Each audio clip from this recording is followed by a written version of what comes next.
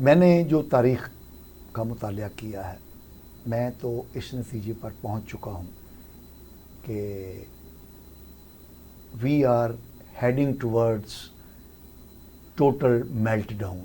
चाहे वो सियासी मेल्ट डाउन हो, चाहे वो इकोनॉमिक मेल्ट डाउन हो, चाहे वो कॉन्स्टिट्यूशनल मेल्ट डाउन हो, चाहे वो समाजी मेल्ट डाउन हो। और मैं ये समझता हूँ कि ये जो जिस निज़ाम के तहत हम चल रहे हैं, जिसकी तारीफ़ व तौसीफ़ में मेरे माहिरीन ने, नाज़ बलोच साहिबा ने, मियाँ लियाकत साहब ने, शाहिद महमूद भट्ट साहब ने, कि जनाब ये इसकी पासदारी होनी चाहिए, जनाब आइन के तहत इदारों को अपनी अपनी डोमेन में रहना चाहिए, ये सब किताबी बातें साबित हो चुकी हैं। पाकिस्तान के अंदर इस साल जितना टैक्स इकट्ठा होना है उसका 67% यानी 100 रुपये अगर टैक्स इकट्ठा होगा तो 67 रुपये जो हैं वो चले जाने हैं कर्जों की अदायगी में, ठीक है। और अगली बात सुन लें, हमारी मौजूदा हुकूमत ने, भट्ट साहब की बड़ी पसंदीदा हुकूमत है ये नून लीग की इत्तेहादी हुकूमत, उसने 45 दिनों में 2000 अरब रुपए से ज़्यादा का कर्जा अपने बैंकों से लिया है। कितने दिनों में? 45 दिनों में। हालांकि जितना कर्जा इन्होंने 45 दिनों में लिया है, पाकिस्तानी हुकूमत एक साल में लिया करती थी, इन्होंने 45 दिनों में इतना कर्जा लिया है। और अगली बात, कर्ज ले लिया, अवाम का खून निचोड़ कर टैक्स इकट्ठा कर लिया, जा कहाँ रहा है? वो जो हमने कर्ज, तो चलो एक लिखी पड़ी बात है ना, हमने जो IPPs को कैपेसिटी चार्जेस देने हैं उसके अंदर कितना हमने देना है इस साल? 2000 अरब रुपया हमने उन IPPs को कैपेसिटी चार्जेस की मद में देना है जिन्होंने इस साल 1 मेगावाट भी बिजली पैदा नहीं की है। और अब तो सूरत हाल ये है कि वो बिजली पैदा करने की सलाहियत ही खो चुके हैं। उनकी मशीनें, उनकी जो वो पावर प्लांट हैं, उन्होंने क्योंकि गुज़श्ता 10-15 सालों में कुछ पैदा ही नहीं किया, वो चले ही नहीं है, बंद पड़े, तो वो बंद पड़े जैम हो चुके हैं। तो नाजरीन, ये जो मेरे मोहतरम पार्लियामेंट के मेंबरान ने, माहिरीन ने जो गुफ्तगू की है कि आइन ये, कानून ये, अपने अपने दूध में रहें, कुछ भी होने वाला नहीं है। ये सिस्टम जितनी जल्दी मुकम्मल तबाही का शिकार हो जाए, जितनी जल्दी ये इकोनॉमिक मेल्ट डाउन हो जाए, जितनी जल्दी ये पॉलिटिकल सेटअप तबाह हो जाए, उतनी जल्दी ही हम अपने नए सफ़र का आगाज़ करेंगे, क्योंकि हम कर्जे अदा करने की पोजीशन में नहीं हैं।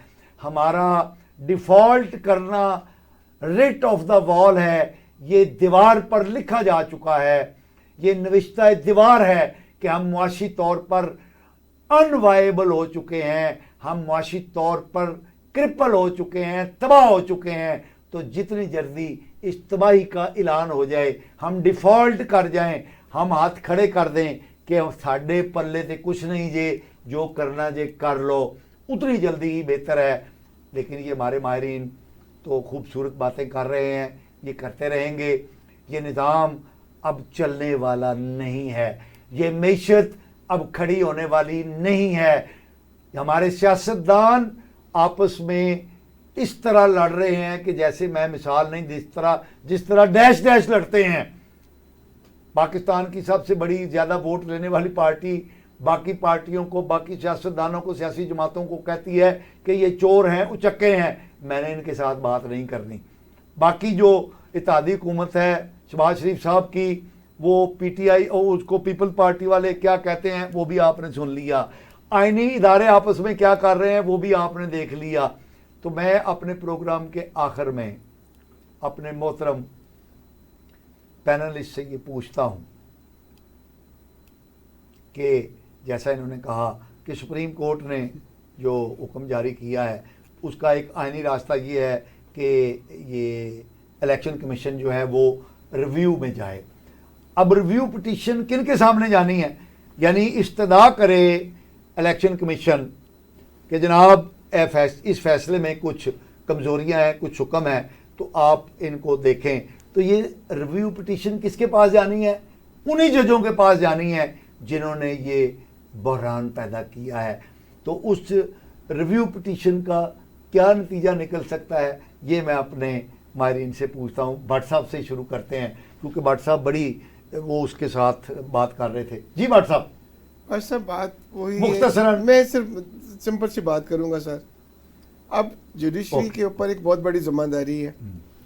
इस वक्त अगर मुल्क को बहरानों से निकाल सकते हैं तो जुडिशरी है, तो सिर्फ जुडिशरी है।